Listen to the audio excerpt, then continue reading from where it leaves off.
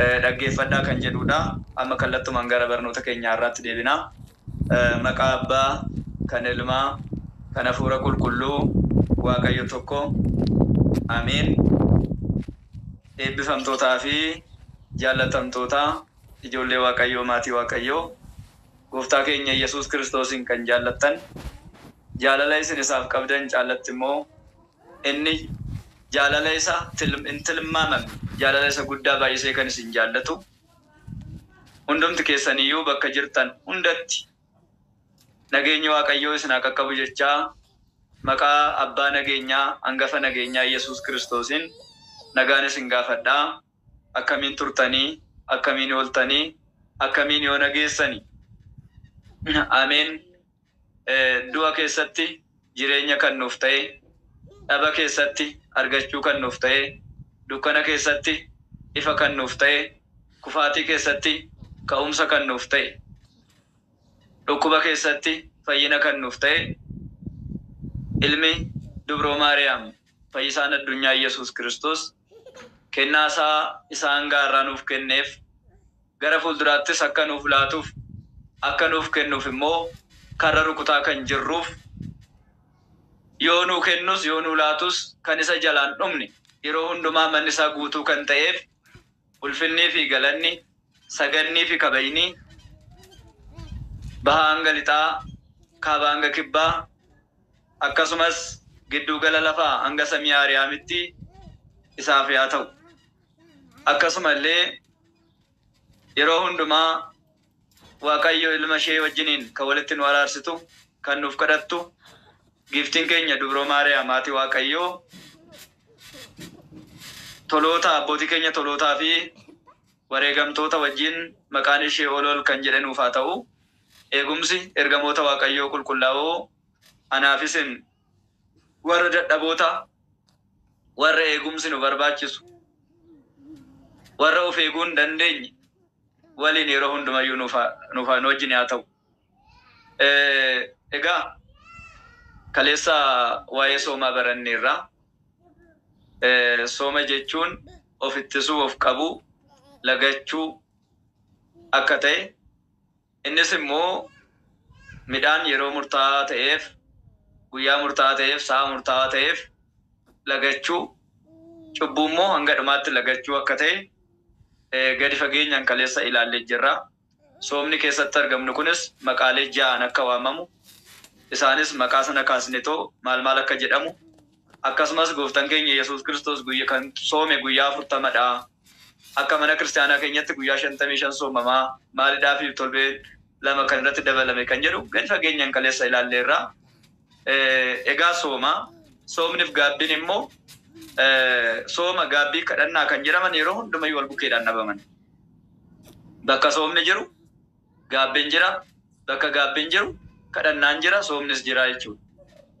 Kanaafuu warra akka eeyyamaaf jaalala Waaqayyoo maal baranna yoo jettan mata duree gaabbii jedhuun baranna jechuudha. Kanaafis caqasa yookiin mata duree barnoota keenyaa goonetoo kan ilaallu Wangeela Luuqaas boqonnaa 15 lakkoofsa 10.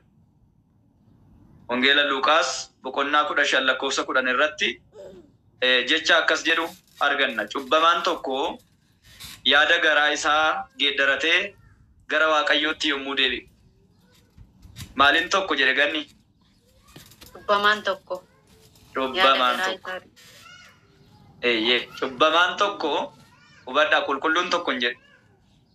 Hubadhaa sirriitti gadi fageenyaan. Cubbamaan tokko yaada garaa isaa geeddaratee gara Waaqayyootti yommuu deebi'u.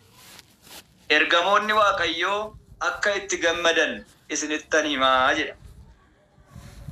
Cubbamaan tokko yaada garaa isaa geeddaratee gara Waaqayyootti gaafa deebi'u, balleessaa isaa beekee, yakka isaa beekee, gidiraa isaa beekee, irra daddarba isaa beekee ta'u naaf dhiisi na maari jedhee ta'u gaafa gara Waaqa isaatti deebi'u, ergamoota Waaqayyoo biratti yookiin ergamoonni Waaqayyoo samii irratti akka gammadan isinittan himaa mata duree jedhuun baranna ijoollee Waaqayyoo. Egaa kan nu barsiisu Waaqayyoodha, kan nu gorsu Waaqayyoodha. ilmi namaa waaqayyoof sagaleen waaqayyoo akka darbuuf sababa ta'uu danda'a malee sagaleensaa akka darbu sagaleensaa akka barsiifamu sagaleensaa akka uummataaf lallabamu kan taasisu inni waaqayyoo isa samiitti ilaala. Gaafa waaqayyoon dubbatu immoo dhukkubni ni fagaata. Gaafa waaqayyoon barsiisu rakkinni ni fagaata. Gaafa waaqayyoon barsiisu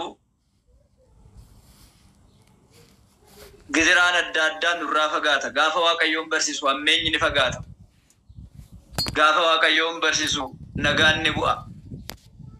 Gaafa waaqayyoon barsiisu kan lukti isaa naaffate akka kurupheetu taaluu jalqaba. Barnoota keenya waaqayyoon rakkoon keenya kan ittiin furamu godhee akka nu barsiisu eeyyamaaf jaalala isaa nuuf haa ta'u. Abbootii keenya duuka bu'ootaaf 2 yookiin 3 taatanii maqaa kiyyaan bakka walitti qabamtanitti anoo isin gidduutti nan argamaa jedhee too gooftaan keenya Yesuus Kiristoos dubbatee barsiiseera. Nu gidduuttis akka argamu, nuunis akka nu barsiifatu, hamaarraayis akka nu oolfatu, karaa qajeelarras akka nu gaggeeffatu gooftaan keenya Yesuus Kiristoos eeyyamaaf jaalala isaa nuuf haa ta'u. Jecha kana eenyutu dubbate yoo jettan ulfinnii fi galanni isaaf haa ta'uuti fayyisaa addunyaa gooftaa keenya ilma dubroo Maariyaam Yesuus Kiristoos bara lallabaa isaa keessa yookiin በመዋዕለ ስብከቱ jennee kan dubbannu waggaa 33 ji'a 3 biyya lafaa kanarra yommuu turetti duuka bu'oota isaa gaafa barsiisu gooftaan keenya Yesuus Kiristoos dubbateera. Jecha kana immoo kan nuuf caaffata qulqullaa'aa godhee bifa kitaabatiin kan nuuf teechise gargaartota 72 keessaa isa tokko kan ta'e qulqulluu Luuqaas. Luuqaas jechuun akkuma kanaan dura isinitti beekni maqaa isaa ibsaa jechuudha. Yookiin immoo mabassir himaa misraachoo jechuudha. Egaa maaliidhaaf himaa misraachoo jedhame yoo jennu wangeela isaa misraachoo himuudhaan ergamaan waaqayyoo kan jalqabu waan ta'eefidha. Keenya boqonnaa 1 lakkoofsa 19 irratti ergamaa waaqayyoo qulqulluu Gabri'eel gara Zakkaariyaas dhaqee haati manaa kee Elsaabeet siif ulfoofti kan akkasitti immoo anadhaa Gabri'eelidha yeroo hundumaa fuuldura waaqayyoo kanan dhaabbadhu lakkoofsa 26 irra immoo gaafa dhaqxan dubroo Maariyaamin ne hojii hafuura qulqulluutiin ni ulfoofta ilma ni deessaa innis ilma waaqayyooti jedheetoo waa'ee dhaloota gooftaa keenya Yesuus Kiristoos wangeela Luuqaas irratti yommuu itti himu ni hubannaadha. Boqonnaan 15 guutumaan guututti gaafa dubbisnu gooftaan keenya Yesuus Kiristoos fakkeenyaan bakka baay'eetti waa'ee gaabbii barsiiseera. Waa'ee gaabbii barsiiseera. Ammaas irratti duuka bu'oota isaatiin maal jedhee cubbamaan tokko yaada garaa isaa geeddarateetoo cubbamaan tokko gaabbii galeetoo gara eenyutti gara waaqayyootti gaafa deebi'u waaqa koon yakke jedheetoo waaqa isaa dhiifama gaafachuudhaaf gaabbii galee yaada garaa isaa geeddarateetoo gara waaqa isaatti gaafa deebi'u ergamoonni waaqayyoo akkatti gammadan isinittan himaa nun jedha. Hundumti keenya iyyuu waaqayyoon umurii gaabbii nuuf kenne, sa'aatii gaabbii nuuf kenne, daqiiqaa gaabbii nuuf kenne, ofii keenyaas gammanne. Nu bira darbee immoo ergamoonni waaqayyoo isaan qulqullaa'oon samiirraa kan akka qulqulluu Mikaa'el, kan akka qulqulluu Gabri'eel, hangafoonni ergamootaa 7, qomoowwan ergamootaa 99 lakkoofsi isaanii kan hin beekamne ergamoonni hundinuu sababa gaabbii galuu keenyaatiif akka nutti gammadan eeyyamaaf jaalala waaqayyoo nuuf haa ta'u. Egaa mata dureen barnoota keenyaarraa gaabbiidha jenneerra. Gaabbii yoo jennu afaan Gi'izitiin nassahaa jecha jedhu irraa kan dhufedha. Innis gara afaan Amaariffaatti yommuu jijjiiramu መቆጨት መጸጸት ኃጢአትን በደልን መተው ዳላ ጋቡ yakkarawwatanitti balleessaa raawwatanitti yakkan raawwadhe balleessaa raawwadhe jedhaniitoo itti gaabbu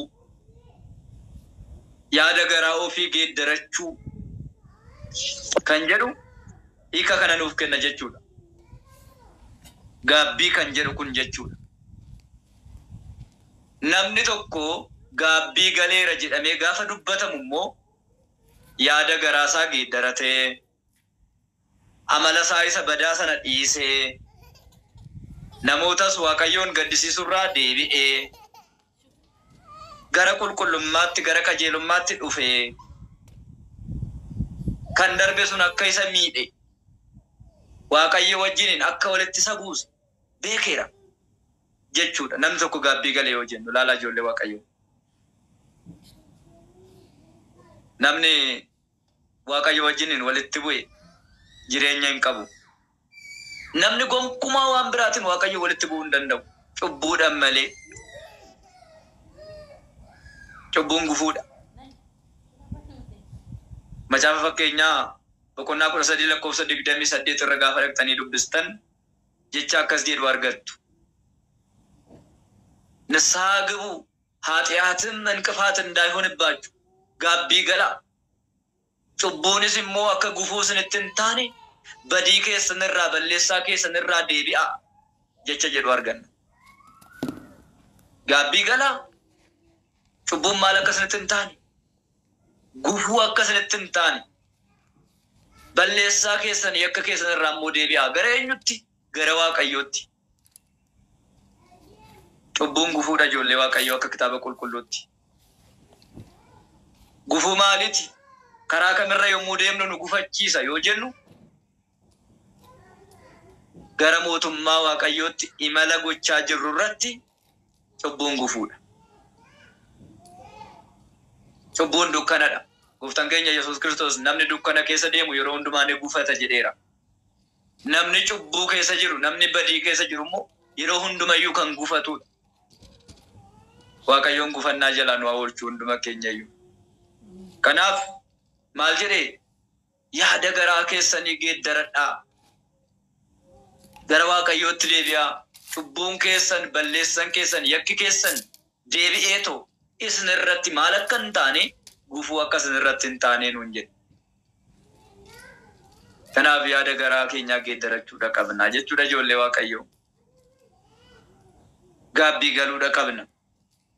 Gooftaan keenya Yesuus Kiristoos waa'ee gaabbii galuu fakkeenyaan yommuu barsiisu akkas jedheetoo barsiisee jedha.